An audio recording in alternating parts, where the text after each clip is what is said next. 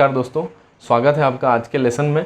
तो आज का जो लेसन है वो हम लोग द हिंदू के जो इम्पोर्टेंट करंट अफेयर्स है, सबसे पहले हम लोग उसको शॉर्ट में डिस्कस करेंगे और दो टॉपिक या दो करंट अफेयर्स उसमें से ऐसे हैं जिनको हम आज डिटेल में स्टडी करेंगे। तो वो सबसे पहले हम लोग देख लेते हैं कि हम लोग डिटेल में किसको स्टडी करने वाले हैं। सबसे पहला, सुप्रीम कोर्ट ने एक रूलिंग दिया है कि जो पीएम केयर्स का जो फंड है, उस पीएम केयर्स फंड के बारे में बहुत सारी रूलिंग्स आज सुप्रीम कोर्ट ने दी हैं। पहला तो ये है, और दूसरा है कि अपना जो रिजर्व बैंक ऑफ इंडिया है उसने एक रिटेल भुगतान इकाई, रिटेल पेमेंट्स एंटिटी के गठन की बात करी है। तो इस रिटेल पेमेंट भुगतान इकाई जो है, रिटेल पेमेंट एंटिटी है, उसकी क्या क्या फीचर्स हैं, क्या क्या उसके अंदर उसकी वो रहेंगी, उसके अंदर क्या क्या उसकी क्षमताएं रहेंगी, क्या क्या उसके नियम रहेंगे, उन सब चीज़ों के बारे में हम लोग आज ये दोनों को डिटेल में पढ़ेंगे। तो ये दो हो गए। उसके अलावा आज कुछ ऐसे करंट अफेयर्स है जो द हिंदू में आए हैं, जो आपको डिटेल में आप चाहें तो पढ़ सकते हैं, या थोड़ा बहुत मैं आपको ब्रीफ यहाँ पे कर दूंगा। सबसे पहला है सतलुज यमुना लिंक कैनाल। ठीक है, जल शक्ति मंत्रालय के अंतर्गत केंद्र सरकार जो है वो सतलुज यमुना लिंक कैनाल का निर्माण करवा रही है, जो कि सतलुज और यमुना को जोड़ेगी। ठीक है, इन सतलुज यमुना लिंक कैनाल जो है, इसके अंदर दो राज्य जो है वो आ रहे हैं, एक तो है पंजाब और दूसरा है हरियाणा। तो पंजाब सरकार जो है वो इसके ऊपर ऑब्जेक्शन उठा रही है कि हमको जो है वो इसके अंदर प्रॉपर फंड, जो पानी है वो नहीं मिल पा रहा है। तो इसके लिए थोड़ा सा देखते हैं हम लोग कि जो सतलुज और यमुना का जो पानी का शेयरिंग था, उसके लिए 1981 में एक इराडी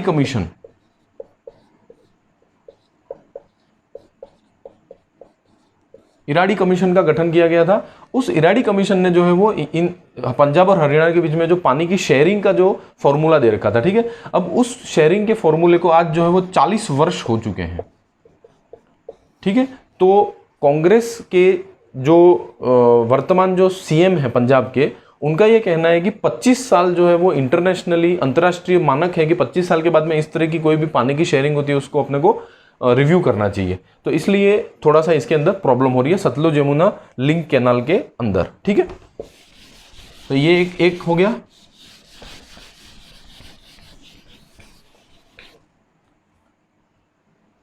ठीक है, दूसरा एक हमारा आज का इंपॉर्टेंट टॉपिक है कि जो अफ्रीकन चीता,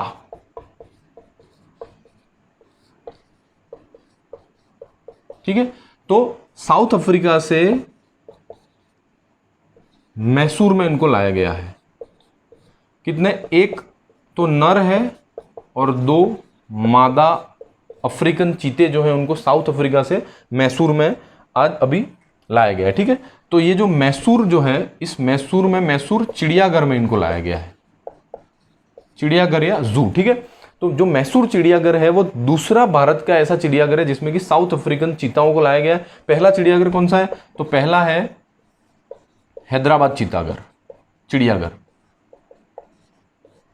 तो पहले हैदराबाद चिड़ियाघर में आ चुके हैं, अभी मैसूर चिड़ियाघर में साउथ अफ्रीकन चीता को या अफ्रीकन चीता को जो है वो लाया गया है। अफ्रीकन चीता जो है, इसके बारे में अपन देखें तो IUCN की जो लिस्ट है, उस IUCN की लिस्ट में ये वल्नरेबल है।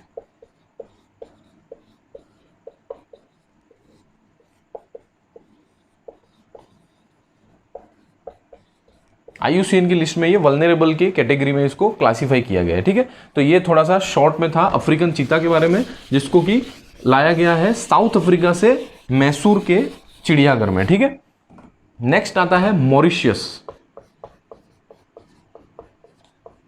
मॉरिशस जो एक देश है, इसके समुद्र में जापान के जहाज से जो है वो क्या हुआ है? तेल का रिसाव हुआ है। ठीक है, तेल रिसाव जो है वो वर्तमान जो हमारी बायोडाइवर्सिटी है, जहां बायोडाइवर्सिटी है, उसके लिए एक बहुत ही बड़ा मुद्दा है, जो कि समुद्र में तेल, जो जहाज जो है वो समुद्र में तेल को लेकर के जाते हैं और उनमें जो है वो वो वहाँ पे डूब जाता है या कुछ होता है, उससे वो पूरा का पूरा तेल जो है वो समुद्र में उसका रिसाव हो जाता है, और उसकी वजह से जो समुद्र की जो स्पीशीज है, जैसे मछलियाँ या अन्य जो भी समुद्र में रहने वाली स्पीशीज है, उनको बहुत ही नुकसान होता है। तो ये तेल रिसाव जो है वो वर्तमान जो वातावरण का एक बहुत बड़ा मुद्दा है। ठीक है, तो इसमें अपने को क्या देखना है कि मॉरिशस का जो तेल रिसाव हुआ है उसमें अपने भारत के द्वारा मॉरिशस को 2 हेलीकॉप्टर दिए गए हैं। पहला है ध्रुव ALH, ठीक है, यह है एडवांस लाइट हेलीकॉप्टर। ठीक है, एडवांस लाइट हेलीकॉप्टर जो ध्रुव नाम है इसका, एक तो ये, और दूसरा है चेतक हेलीकॉप्टर।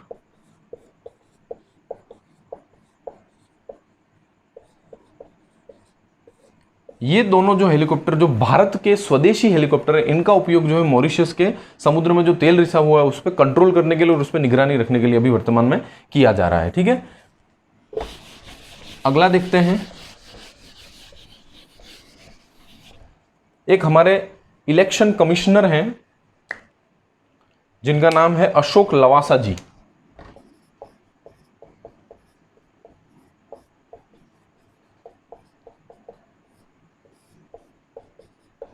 ठीक है, तो ये अशोक लवासा जी जो है वो अभी वर्तमान में क्या हैं, तो ये हैं चुनाव आयुक्त हैं भारत के। ठीक है, ये भारत के चुनाव आयुक्त, इन्होंने अभी रिसेंटली जो है वो अपने पद से त्याग पत्र दे दिया है। त्याग पत्र क्यों दिया है? क्योंकि इनको जो है वो एशियन विकास बैंक जो है, एशियन विकास बैंक या एशियन डेवलपमेंट बैंक इसको बोला जाता है, ADB, उसमें वाइस प्रेसिडेंट के पद के लिए इनको मनोनीत किया गया। ठीक है, तो ये है अशोक लवासा जी, अभी वर्तमान में चुनाव आयुक्त हैं। इनको एशियन विकास बैंक, एशियन डेवलपमेंट बैंक के अंदर वाइस प्रेसिडेंट का पद जो है वो मिला है। किस चीज के लिए मिला है? तो यह है एक तो प्राइवेट कंपनीज और पब्लिक प्राइवेट पार्टनरशिप के लिए। ठीक है, एक तो प्राइवेट कंपनीज और एक पब्लिक प्राइवेट पार्टनरशिप के लिए, इन दोनों के हेड, इन दोनों क्षेत्रों के लिए इनको वाइस प्रेसिडेंट के लिए चुना गया है। ठीक है, एशियन डेवलपमेंट बैंक जो है इसका हेडक्वार्टर कहाँ है? तो इसका हेडक्वार्टर है मनीला, फिलीपींस के अंदर है। ठीक है, तो ये एक और इंफॉर्मेशन है जो कि आज के द हिंदू में आई थी। उसके बाद में एक और इंफॉर्मेशन ऐसी है कि जो हमारा इंडियन रेलवे है वो भी अभी बहुत ही हाईटेक होता जा रहा है। तो इंडियन रेलवे ने अभी क्या किया है,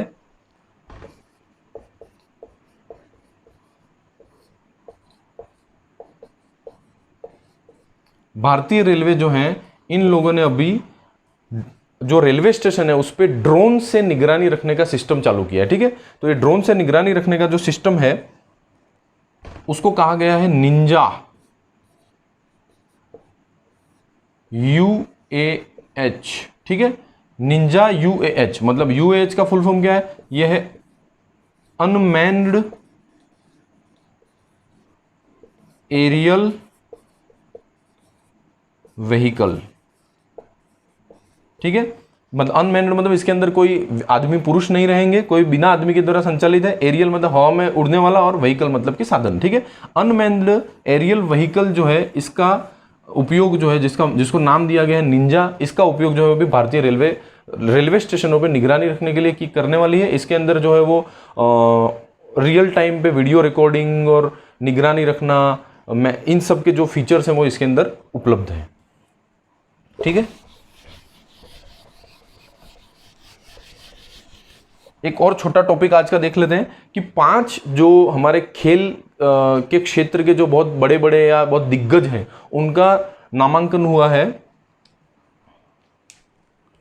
उनका नामांकन हुआ है राजीव गांधी खेल रत्न पुरस्कार के लिए। हमारे 5 जो दिग्गज है उनका नामांकन हुआ है। वो 5 कौन कौन है? पहले तो है रोहित शर्मा, सबको पता है ये क्रिकेट से जुड़े हुए हैं। दूसरी है विनेश फोगाट, फोगाट से आपको दंगल याद आ जाएगा, तो दंगल से आप ये पता लगा सकते हो कि विनेश फोगाट जो है वो कुश्ती से जुड़ी हुई हैं, ठीक है। तीसरी हमारी है मनिका बत्रा।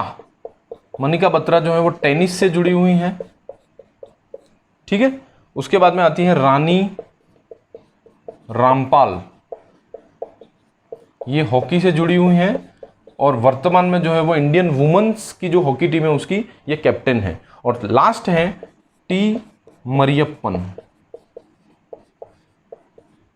ये जो टी मरियप्पन साहब हैं, इन्होंने, ये कौन है, तो ये हैं हाई जंप या ऊंची कूद में ये पारंगत है। और इन्होंने अभी रियो जो ओलंपिक हुए थे, उस रियो ओलंपिक में ये गोल्ड मेडल लेकर के इंडिया के लिए आए थे। इन 5 लोगों का नामांकन अभी हुआ है राजीव गांधी खेल रत्न पुरस्कार के लिए। ये भी एक इंपॉर्टेंट चीज है।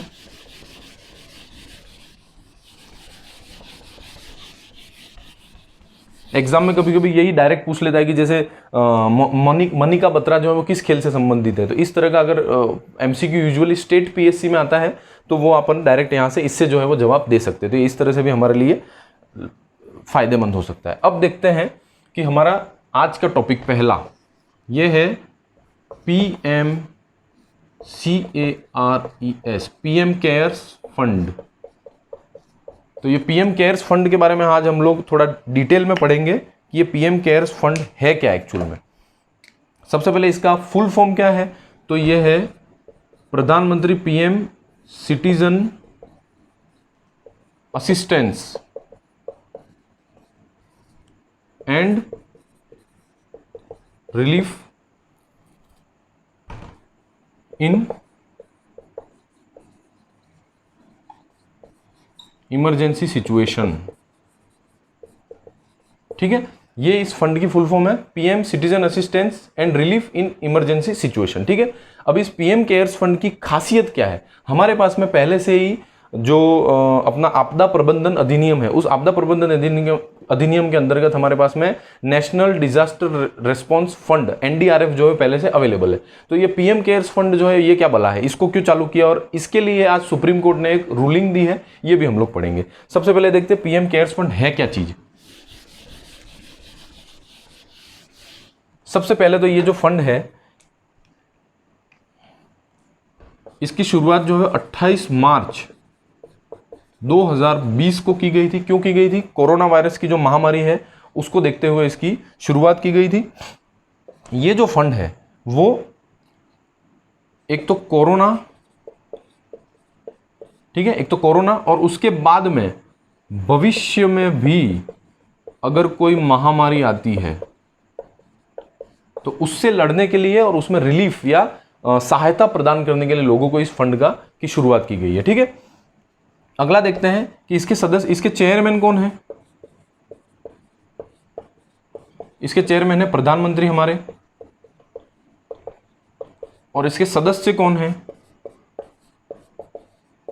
सदस्य हैं एक तो हमारे गृह मंत्री, वित्त मंत्री और रक्षा मंत्री, ठीक है।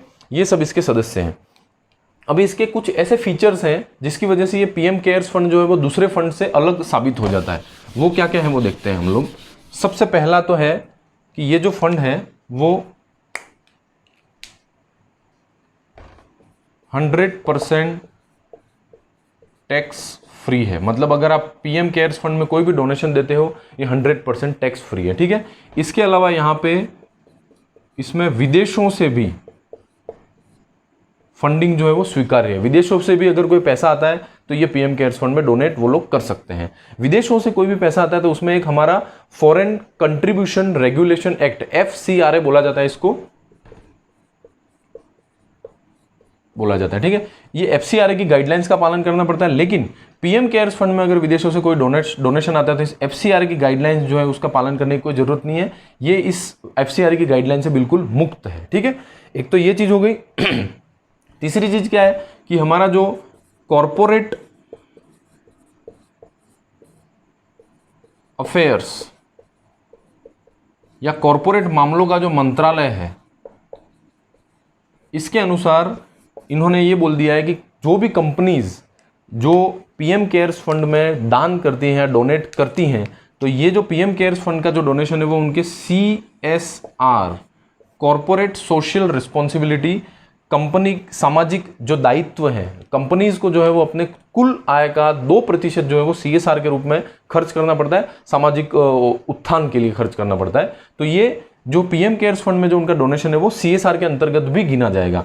तो इस फंड की, इस चीज की जो है वो आलोचना इसलिए हो रही है क्योंकि इसमें जो है वो दोहरी छूट जो है वो कॉर्पोरेट्स को मिल गई। दोहरी छूट क्या है? सबसे पहले तो ये, एक तो ये इसमें टैक्स में छूट ले रहे हैं वो लोग, क्यों? क्योंकि 100% टैक्स फ्री है। और दूसरा क्या है, इनको अपने लाभ का कुछ 2% जो है वो जो खर्च करना पड़ रहा है, वो भी अल्टीमेटली इनके लिए तो खर्चा ही है, तो वो CSR से भी इनको छूट मिल रही है।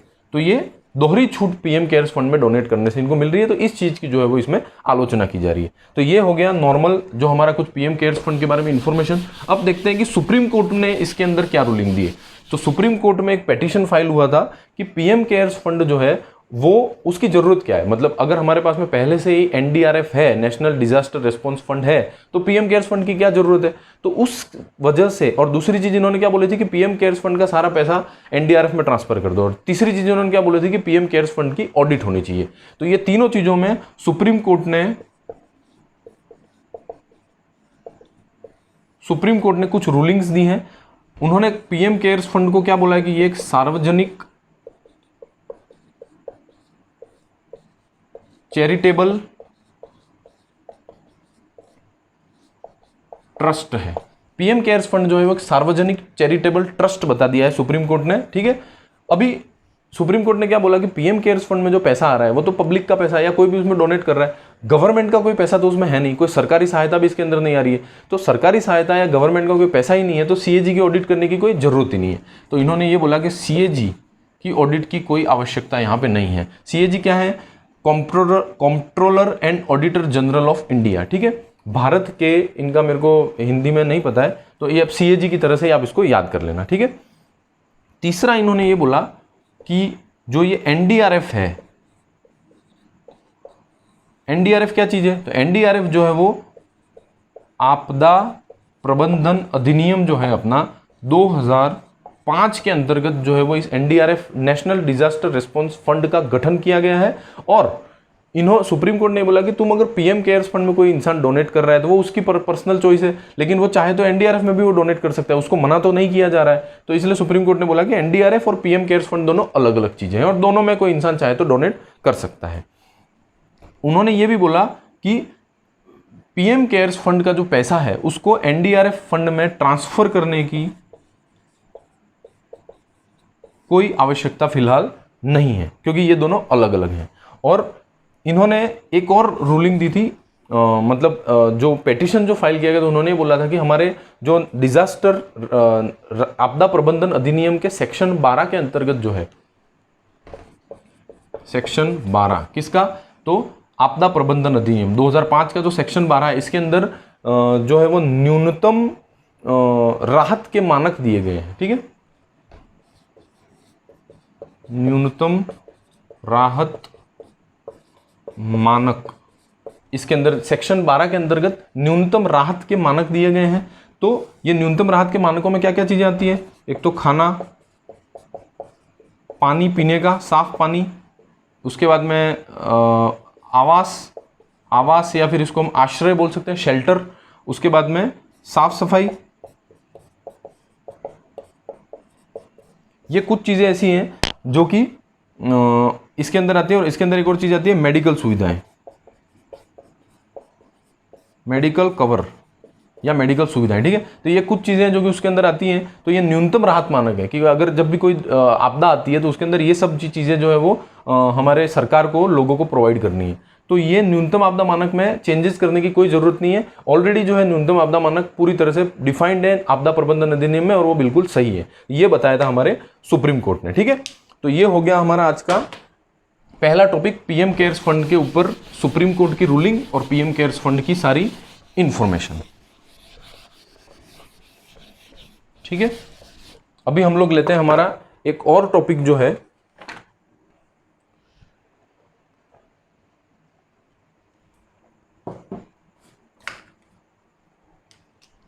जिसका नाम है मैं इसको हटा देता हूँ।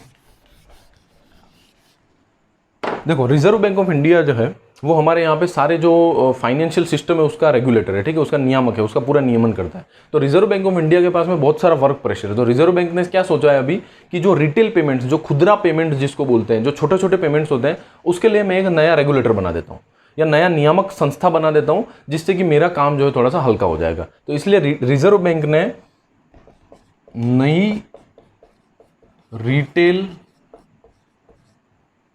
पेमेंट या भुगतान इकाई के गठन का जो है वो एक फ्रेमवर्क प्रस्तुत किया। अभी सिर्फ उन्होंने फ्रेमवर्क प्रस्तुत किया, ठीक है। उस फ्रेमवर्क में क्या क्या बातें की गई हैं, तो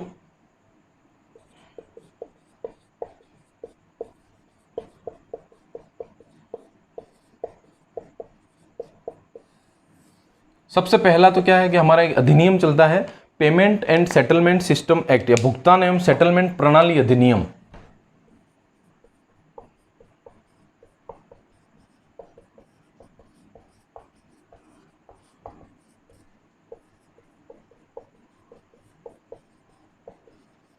अधिनियम 2007। तो ये भुगतान एवं ये अधिकृत है, मतलब इस अधिनियम के अंतर्गत इसको अधिकृत कर दिया गया है कि भाई ये अधिनियम के अंतर्गत इसको अधिकृत है कि भाई ये भुगतान और पेमेंट सेटलमेंट और ये सब काम अपना कर सकता है, ठीक है। इसका निर्माण कैसे किया जाएगा, तो इसका निर्माण किया जाएगा कंपनीज एक्ट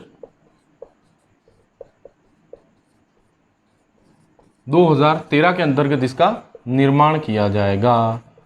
उसके बाद में इसका निर्माण होने के बाद में ये करेगा क्या, तो ये करेगा क्या, ये करेगा पहले तो ये सेटअप करेगा, फिर ये प्रबंधन करेगा और फिर ये संचालन करेगा। किसका, तो रिटेल भुगतान प्रणाली का। और इस रिटेल भुगतान प्रणाली में कौन कौन सी चीजें आएंगी, तो रिटेल भुगतान प्रणाली में आ जाएंगे सबसे पहले तो हमारे एटीएम, उसके बाद में आते हैं आधारित भुगतान, ठीक है। एक तो हमारे आते हैं एटीएम, आधार आधारित भुगतान, उसके बाद में रिमिटेंसेस मतलब इधर उधर जो पैसा ट्रांसफर होता है वो, और उसके बाद में आता है वाइट लेबल पीओएस, ठीक है, वाइट लेबल पीओएस और एटसेट्रा। ये जो भी और भी कुछ अगर ये बनाना चाहे पेमेंट सिस्टम तो ये बना सकते हैं। तो वाइट लेबल पीओएस क्या होता है, हम लोग जब मार्केट में जाते हैं तो हमारे वहाँ दुकानों में जो है वो ऐसे छोटे छोटे मशीन लगे होते हैं जिसमें वो हमारा कार्ड ऐसे करके स्वाइप करते हैं, ठीक है। तो वो किसी मतलब अभी तक क्या होता है कि जैसे कोई बैंक है, बहुत बड़ा बैंक है, तो हम उस पर ट्रस्ट करते हैं, लेकिन वो बैंक वाले क्या करते हैं, किसी थर्ड पार्टी को ये पीओएस सिस्टम दे देते हैं कि भाई हमारी तरफ से तुम जो है वो पीओएस सिस्टम लगाओ और मैनेज करो। उससे क्या होता है कि हम लोग जब उस बैंक का ब्रांड नेम नहीं देखते हैं तो हमारा ट्रस्ट जो है वो इस पर कम हो जाता है। इसलिए इन लोगों ने व्हाइट लेबल पीओएस इंट्रोड्यूस किए हैं कि किसी दूसरे के सिस्टम को या किसी दूसरे के सॉफ्टवेयर को ये बैंक वाले जो है वो नई ब्रांडिंग करके और अपना नाम जोड़ करके और व्हाइट लेबल पीओएस के रूप में बेचते हैं, जिससे क्या होगा कि हमारा ट्रस्ट जो है वो उस चीज़ के ऊपर बना रहता है। ये होता है व्हाइट लेबल पीओएस सिस्टम। इसके अलावा क्या होगा कि ये आरबीआई के भुगतान और सेटलमेंट सिस्टम का पार्ट हो सकता है। उसके बाद में क्या होगा कि ये आरबीआई के साथ में एक चालू खाता, कहां पे, आरबीआई में जो है वो एक चालू खाता भी खुलवा सकता है। अब ये करेगा क्या, तो ये क्या करेगा कि ये करेगा इसके जो भागीदार बैंक हैं और गैर बैंकिंग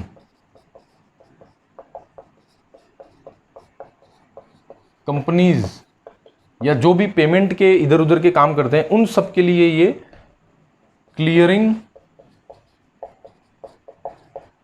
और सेटलमेंट का काम करेगा। दूसरी चीज क्या करेगा, ये जो भुगतान अपन इधर उधर के जैसे फ्रॉड हो जाते हैं, बहुत सारे इधर उधर पैसा चला जाता है, तो ये जो चीजें हैं उसमें जो भुगतान के जो खतरे हैं, ठीक है, उन भुगतान के खतरों को एक तो उनकी पहचान करेगा ये और उनको हटाएगा। या उनको हटाने के लिए के प्रयास करेगा। उसके अलावा क्या करेगा, इसके एक और इंपॉर्टेंट चीज है कि ये खुद जो है रिटेल पेमेंट इकाई जो होगी, ये खुद जो है वो भुगतान प्रणाली को सुरक्षित और प्रभावी रखने के लिए जो है वो ये अपने खुद के नियम बना सकता है, ये ध्यान रखना है, ठीक है।